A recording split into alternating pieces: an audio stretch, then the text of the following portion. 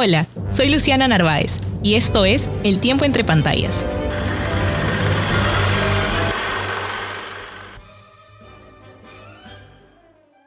Entremos un poco en contexto. El cine de Hollywood desde los años 90 hasta la actualidad ha atravesado una significativa evolución tecnológica y cultural. En los años 90, la industria fue revolucionada por el auge de los efectos especiales generados por computadoras, con películas emblemáticas como Jurassic Park y The Matrix. Directores visionarios como Quentin Tarantino y los hermanos Coen aportaron frescura y originalidad al panorama cinematográfico. En los 2000, Hollywood se consolidó con grandes franquicias y éxitos de taquilla como Harry Potter y El Señor de los Anillos, mientras que el cine independiente ganó mayor audiencia gracias a festivales y la distribución digital. En la actualidad, el auge de las plataformas de streaming ha transformado la distribución y el consumo de contenido, impulsando una mayor producción para estos servicios. La industria también ha visto un aumento en la representación y diversidad y la adopción de tecnologías avanzadas como la inteligencia artificial y la realidad virtual. El impacto de la pandemia de COVID-19 ha acelerado la transición hacia modelos híbridos de estreno, combinando lanzamientos en cine y plataformas digitales, reflejando la adaptación de Hollywood a las nuevas demandas del público contemporáneo. Para conversar un poco sobre estos temas, el día de hoy tenemos a Isaac León Frías. Él es un reconocido crítico de cine y académico peruano, nacido en Lima. Ha desarrollado una extensa carrera como investigador y profesor, destacándose por sus aportes al estudio del cine latinoamericano y peruano. Es cofundador de la revista Hablemos de Cine, una de las publicaciones más influyentes en la crítica cinematográfica en América Latina durante las décadas de 1960 y 1970. Isaac ha escrito numerosos libros y artículos que exploran la historia y evolución del cine y ha participado en diversos proyectos y festivales de cine, tanto a nivel nacional como internacional.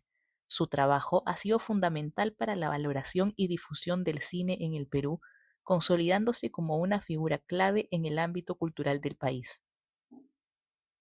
Isaac, muchas gracias por participar el día de hoy del programa. De verdad es un honor tenerte aquí y poder conversar contigo sobre cine, ¿no? A mí me encanta empezar el programa preguntándole a los invitados, ¿cuál es la película que te hizo enamorarte del cine?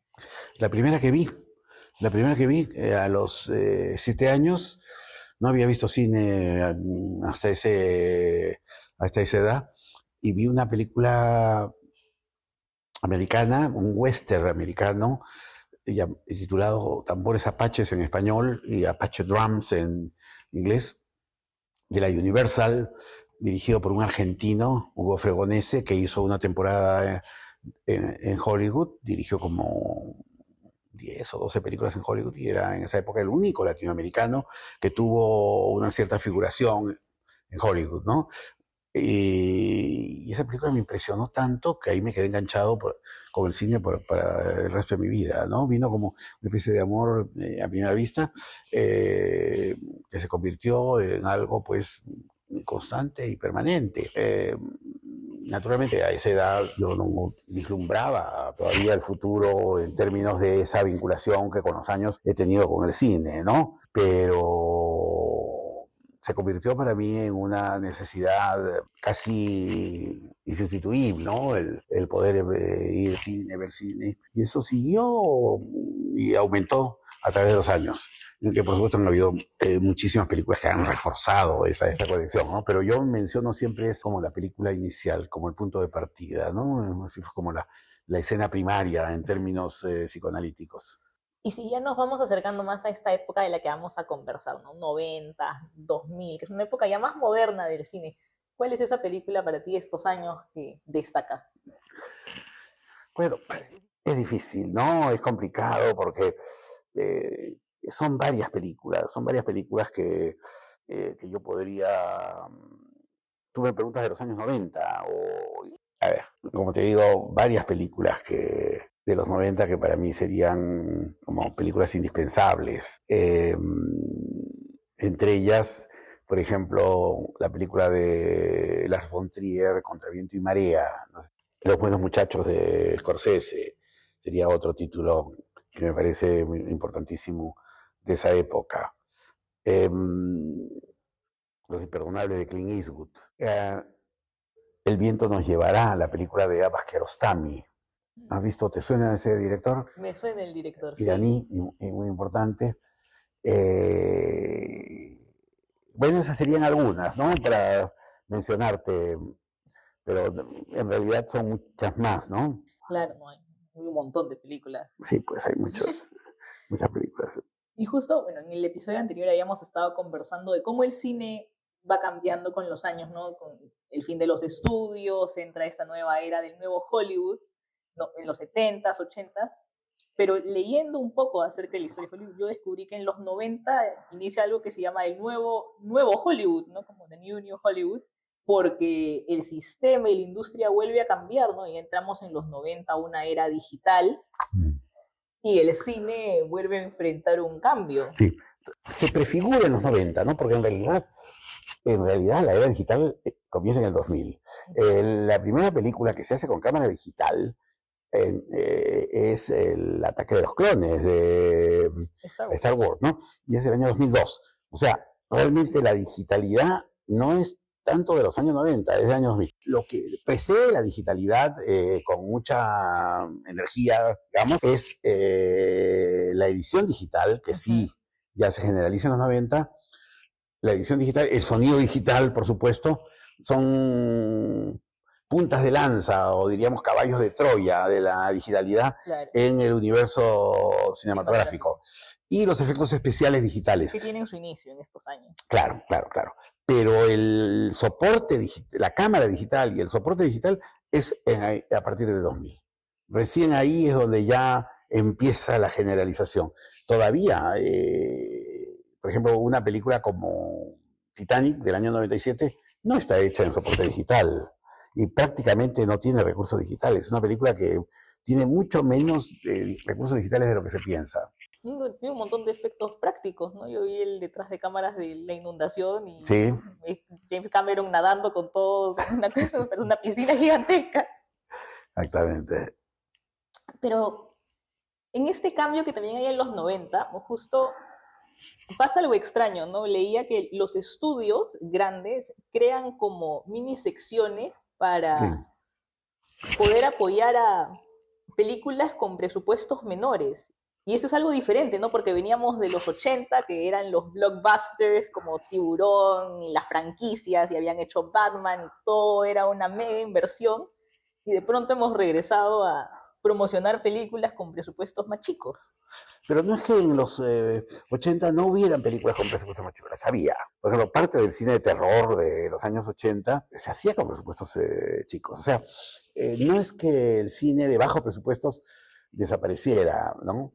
Roger Corman, que acaba de morir en días pasados, que es la figura, digamos, de las películas hechas con presupuestos bajos, muerto a los 98 años, siguió trabajando, siguió produciendo películas de bajo presupuesto, y así como él otros, ¿no? La influencia, por ejemplo, de un director como Romero, se llama La invasión de los muertos vivos, ¿no? Esta película que inició además prácticamente el cine de zombies contemporáneos, influyó en producciones de presupuestos relativamente bajos. O sea que no es que todas las producciones, mucho menos, ¿no?, de los años 80 fueran megaproducciones, ¿no? Creo que sí, se hacen más notorias. A partir de Star Wars del año 77, evidentemente hay una especie de... es como Star Wars es como una plataforma, ¿no?, un trampolín para que las megaproducciones se multipliquen. Pero son las que figuran de manera más notoria, pero no ocultan que haya una producción más chica no solo en terror, en la comedia y en otros géneros también. Claro, que es lo que, bueno, ya revisando los libros, ¿no? En los 90, por ejemplo, estas pequeñas producciones son las que permiten que aparezcan nuevos directores y sale, por ejemplo, Tarantino, ¿no? Claro. Es cierto que él es un director de los 90 y es un representante de este nuevo cine. Pero fíjate, todo eso ya venía gestado. Hay aquí cosas interesantes que señalar. La compañía Miramax era anterior. El Festival Sundance de Robert Redford también. Exacto. Que son igualmente, diríamos, plataformas en el sentido de promocionar sí, promocionales, y que estimulan este cine de bajo o mediano presupuesto, ¿no? Hacer películas de mediano presupuesto. Pero sí es cierto que los años 80 fueron en muchos sentidos años de transición, años que un poco inciertos. Hay grandes producciones, pero como que el cine de autor en Hollywood, por lo pronto, queda un poco estancado, queda afectado. En los 90 no solamente aparece Tarantino, sino que levanta su obra.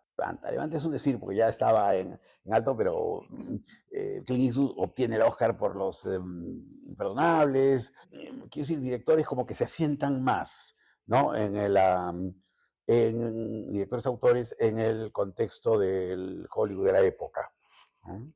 Pero yo destacaría eso, ¿no? Que hay toda una influencia en un cine independiente, no de alto presupuesto, que viene en parte por el apoyo de gente como Weinstein y el Festival de Sundance, entre otros, ¿no? Y justamente estas producciones también dan, por así decirlo, el inicio a estas carreras de lo que ahora son las estrellas de cine actuales, ¿no? Que hasta cierto punto yo consideraría que es la última generación de estrellas de cine, ¿no? Tienes a Clooney, a Julia Roberts, Sandra Bullock, que empezaron en los 90 y han sido las grandes estrellas los últimos 30 años, ¿no? Sí. Porque ahora la industria ha vuelto a cambiar y hay influencers que hacen películas y esta idea que se tenía, ¿no? De las estrellas de cine más lejanas también, que las mirabas de lejos, ha cambiado también al público, ¿no? Por las redes sociales y todas estas cosas. Ha cambiado. Sí. Es cierto, ¿no? Que en los últimos tiempos, diríamos, no hay figuras tan instaladas como las que aparecieron en los años 90, ¿no? Los actores de ahora, siendo Ryan Gosling, por decir un nombre, ¿no? O exactamente, Emma Stone, sí, son, además de muy buenos actores, figuras que tienen notoriedad, pero no la popularidad que tuvieron algunos actores previos, ¿no? Claro, en su momento, ¿no? Yo leía en los 90, Julia Roberts era la artista que jalaba más box office en el mundo. Sí. Era una locura, ¿no? Y es por eso que cuando también sale la película de Ocean's 11 ya en el 2000, 2001, es un éxito rotundo, ¿no? Porque juntaron a todas las estrellas del momento. Y es de uno de los directores que también tiene esta onda medio independiente, ¿no? Steven Soderbergh. Claro, claro. Que también empieza en los 90. Exactamente. Como un director, también es una especie de producto de Sundance, ¿no? Claro. Y luego se va a convertir en un director que eleva y que trabaja, como que fluctúa, ¿no? Entre películas de mayor y de menor presupuesto. Exacto, que es lo que leía que, de hecho, es lo que hace Clint Eastwood, ¿no? Es una para ti, una para mí, ¿no? Una para que el estudio gane y tengas el blockbuster y un proyecto personal, ¿no? Y se juega en esa línea. Pero en los 90 también, lo estaba leyendo, es distinto porque ya tenemos la televisión y digamos que el inicio de esta... Y el cable. Lo que se conoce como la era dorada de la televisión, ¿no? Sí, el cable, ¿no? Que hace HBO, es muy importante en ese periodo, ¿no? Porque instala también una nueva línea especializada, digamos, en la pantalla chica, le da al cable un peso que antes todavía no tenía, y bueno, inicia. Para mí HBO es el inicio de lo que luego se va a potenciar con el streaming, ¿no? Claro, y HBO, una de las primeras de esas producciones que creería que demostró que la televisión puede ser tan buena como es Los Soprano. Exactamente, ¿no? Darle mayor exigencia, mayor rigor, ¿no? A las series de televisión.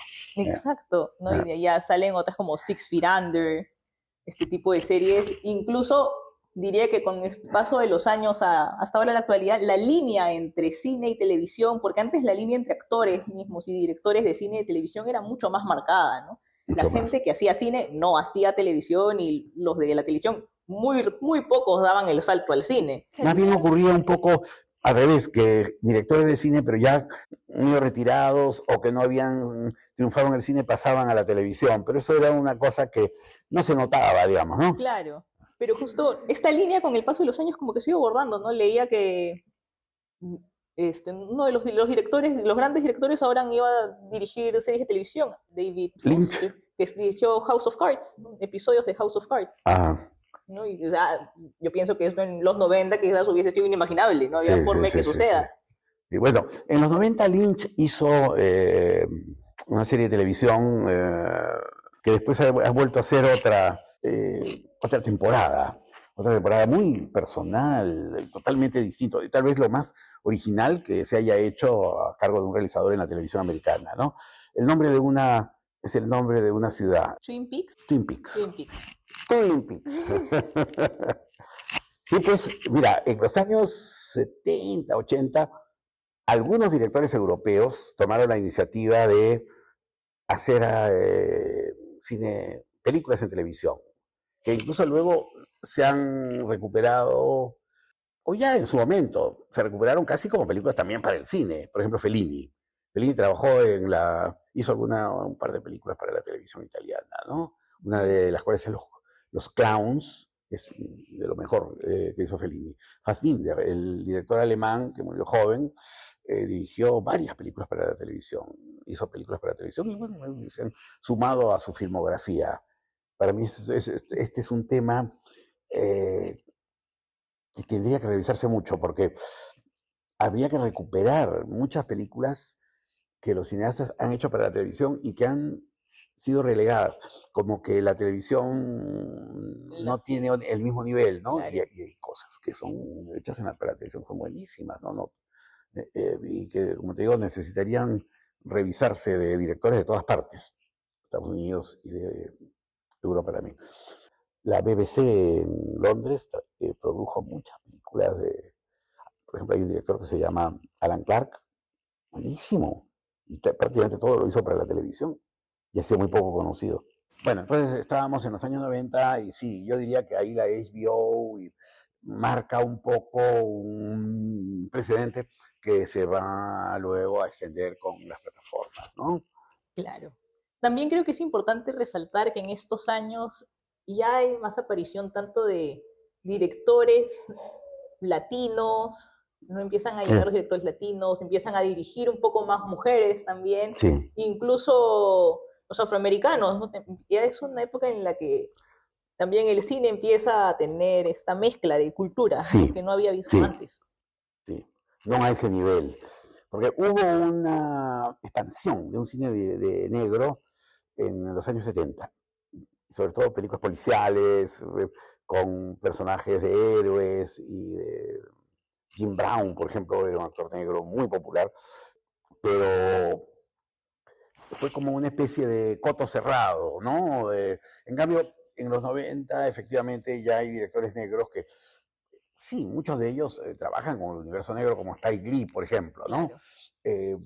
Y no es el único, pero hay una mayor incorporación, una mayor integración, un mayor mestizaje, digamos, en cierto sentido, una mayor democratización. Y eso no solamente por directores negros o latinos o de otras procedencias que ha aumentado en años posteriores, por ejemplo, directores de origen oriental como James Hu o James Wan, por ejemplo, que es director y productor muy importante, ¿no? En de películas de terror, que son hongkoneses, o Shyamalan, que viene de la India, y hay otros europeos, y bueno, los latinoamericanos, ¿no? Cuarón, Iñárritu, el mismo Guillermo del Toro. Exactamente. Y ya también en los 2000 ya se han terminado como que de establecer directores importantes. Básicamente ya en los 2000, ¿no? Pero empiezan en los 90 y se establecen en los 2000. Sí, González Iñárritu, por ejemplo, ya en los 2000, no sé si Cuarón llegó a hacer algo antes del 2000, pero bueno, por ahí, ¿no? En todo caso, sí, es verdad.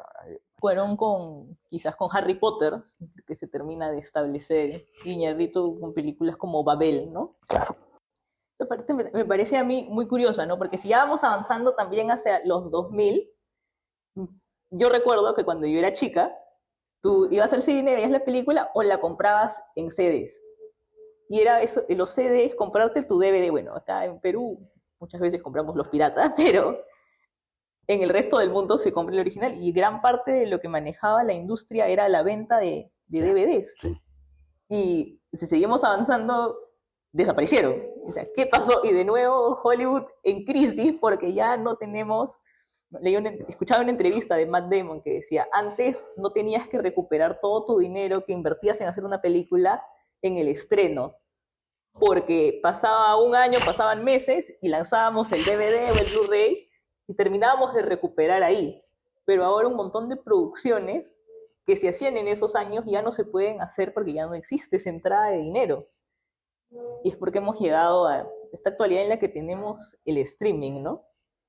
Pero el streaming ha compensado un poco, porque una vez que las películas, digamos, hacen su circuito de estreno, nacional e internacional, pasan al streaming, son compradas por el streaming, pero ahí yo manejo cifras de ingresos para los productores, digamos, pero sospecho que, claro, ha bajado en relación con ese gran mercado que había antes, el gran mercado del DVD, ¿no? Porque es un producto individual. Cuando se masifica de esa manera, a través de la difusión digital, no tiene pues la misma capacidad de recuperación, ¿no? Exacto. Y a mí, bueno, en lo personal, yo extraño un poco los DVDs porque cuando los comprabas incluso tenías parte del detrás de cámaras o los comentarios en las películas y eso era algo que a mí me parecía increíble y ahora muchas veces en el streaming no lo tienes, ya no existe. Sí. Ahora, el DVD no desapareció.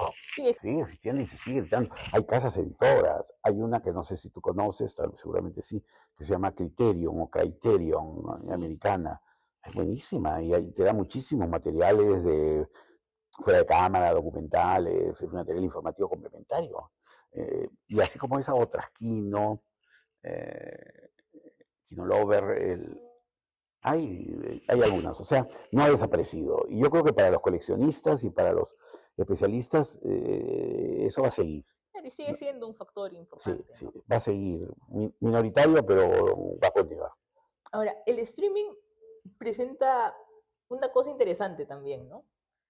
Se han creado nuevos estudios, ¿no? Apple ahora tiene un estudio, Amazon, Netflix.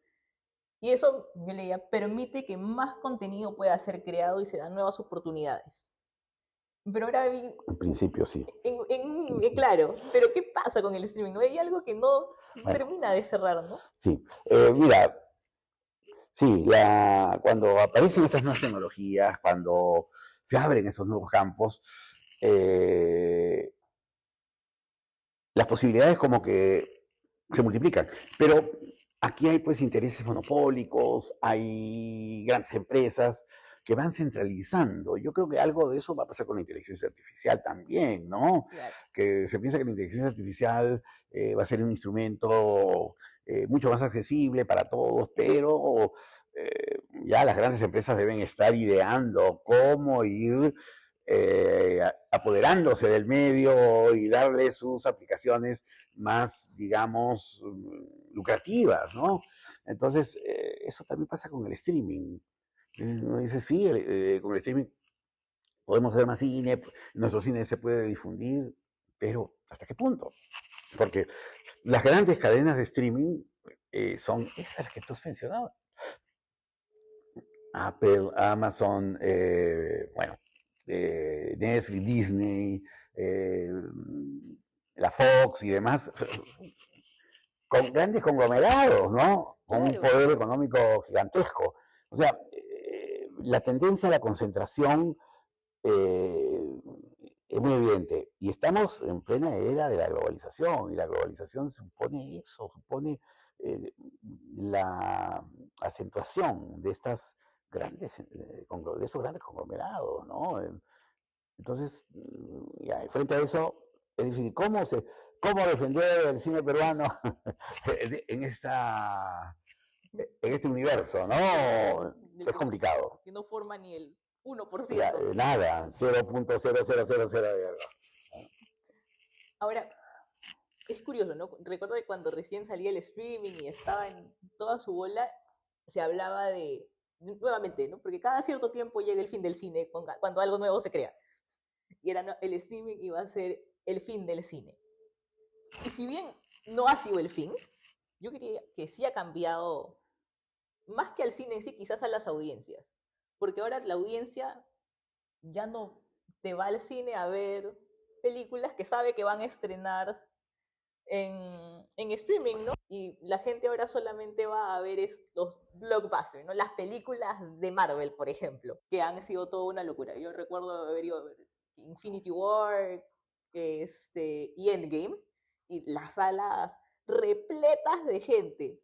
Y hace poco, no, el año pasado, si no me equivoco, fui a ver Ticket to Paradise, que era la nueva comedia romántica de Julia Roberts y George Clooney, y la sala estaba prácticamente vacía. Vamos a los 2000 y no había forma de que una sala de cine con una película de Julia Roberts y George Clooney hubiese estado vacía. Es verdad, está ocurriendo eso de manera creciente. La sala de estreno para los blockbusters, ¿no? Y el copamiento de ahora mismo, por ejemplo, en los últimos tiempos, estas últimas semanas, la película Pixar, Curiosamente 2, Exacto. un éxito grande, con montones de proyecciones diarias en los cines, con mucho público.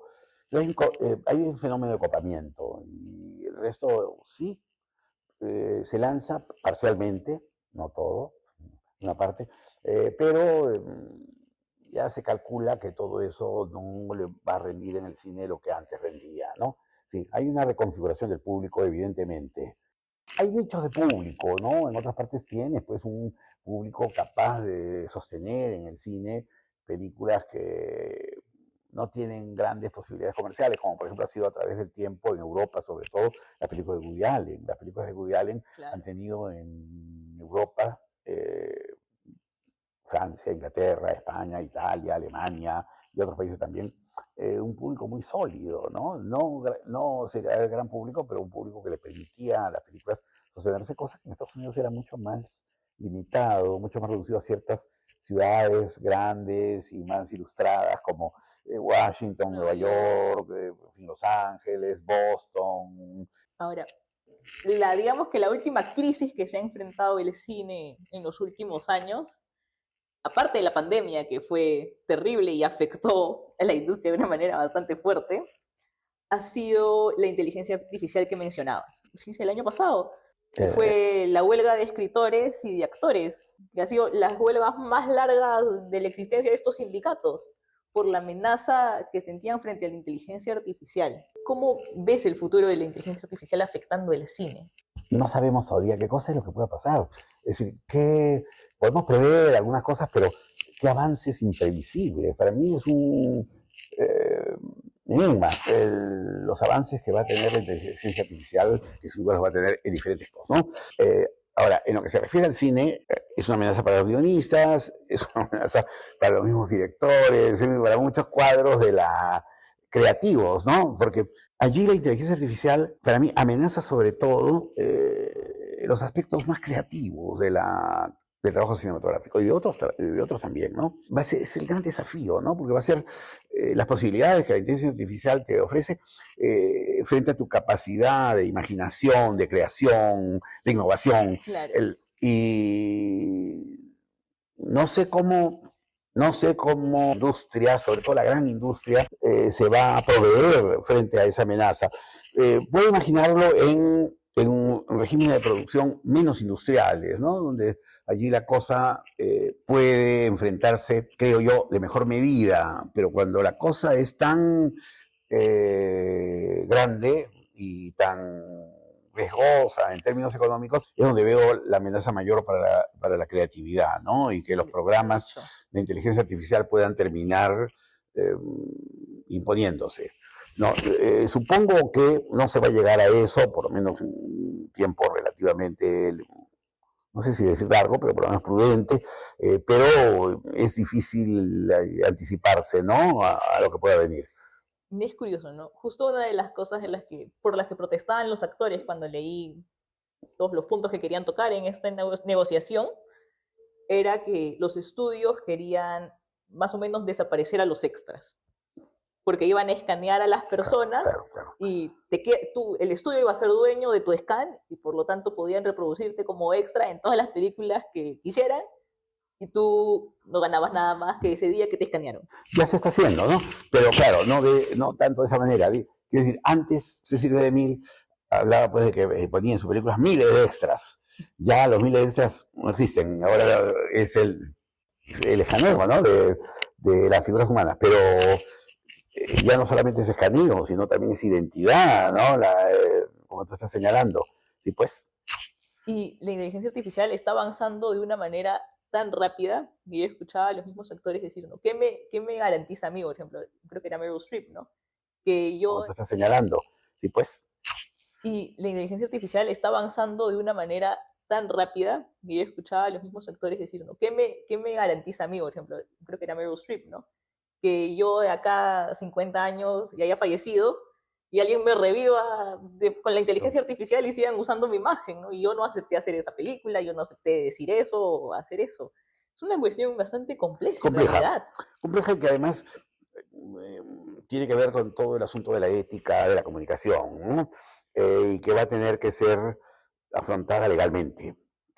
Va a tener que establecerse una legislación. Ahora mismo, que ya se están intentando o haciendo alguno de ese tipo de cosas, es legítimo, qué sé yo, se me ocurre en este momento, presentar una película de una historia de amor entre Marilyn Monroe y George Clooney como pareja, porque puedes combinar, ¿no? Actrices o actores del pasado con otros del presente. Claro. Va a tener que establecerse una legislación internacional. Creo que aquí no cabe solo las legislaciones nacionales. Los organismos de las Naciones Unidas van a, se me ocurre, ¿no? Van a tener que proponer, que formular algún tipo de legislación. Una normativa. Claro. Una normativa, porque si no, pues es la ley de la selva y ahí puede ocurrir cualquier cosa. Efectivamente. Y bueno, ya para ir cerrando nuestro episodio de hoy día, si tuviéramos que resumir estos años, ¿no? Estas décadas, digamos, los 90 y los 2000, ¿qué conclusiones podrías ayudarme dando? Bueno, lo que yo he escrito ya en algunos de mis libros, concretamente en el último libro personal mío que se ha publicado, que se llama Del clasicismo a las modernidades, tensiones estéticas en la historia del cine, es que estamos en el inicio, ¿no?, de una nueva era del cine. No que sea, me pretendo presentar aquí como un profeta o como alguien que está dándonos luces, otros nos han escrito sobre este tema también, pero aquí algunas de las cosas que hemos dicho en esta conversación son las que nos sirven de señales, digamos, de síntomas muy claros de esta nueva configuración. La revolución digital, ¿no?, la transformación de todo el soporte del cine y la ampliación de la imagen audiovisual a espacios que antes no existían, como sobre todo el streaming, ¿no? Claro. Y entonces eso está, el cambio de los públicos, la apertura de la producción en países que antes no la tenían, como por ejemplo el Perú, ¿no? Que ahora están haciendo pues muchísimas películas, no todas se exhiben o se ven, pero se está haciendo mucho cine. Tanto así que, por ejemplo, en el Festival de Cine de la Universidad Católica, que es el Festival de Agosto, en la edición para este año, se abre por primera vez una competencia de cine peruano. O sea, ya el cine peruano creció como para que pueda estar claro, lo suficiente en una categoría competitiva, ¿no? Y no sumarse a las otras categorías. O sea, hay una reconfiguración que está en sus inicios, y que vamos a ver luego qué desarrollos va a tener, ¿no? Que todavía son un poco imprevisibles. Hay que recordar una frase que yo siempre menciono de un teórico, historiador del cine y del audiovisual español, Román Gubern, que tal vez ha escrito una historia del cine que la van actualizando cada cierto tiempo. He escrito mucho sobre el cine. Estuve en el Perú un par de veces. No hace algunos años ya, no es que sea de ahora. Román Gubern dijo algo que me parece tenía plena validez y sigue teniéndola, y creo que seguirá teniéndola. Dijo que hablaba de la Internet. Esto vale para, digamos, las plataformas digitales en general. O sea, la Internet se encuentra en este momento en su etapa del Paleolítico superior. Vale decir, en la edad de piedra. Claro. Yo creo que estamos todavía en eso, en el medio informativo. Por eso es que es muy difícil anticipar qué se nos viene, ¿no? Qué cosas van a venir. Para bien o para mal. Para bien y para mal. Cómo va a evolucionar. Y si quieres, pues, terminar un poco así mi participación en esta cita de gobierno. Isaac, muchas gracias por haber estado aquí el día de hoy. Ha sido de verdad un gusto. Y nos vemos en el próximo episodio.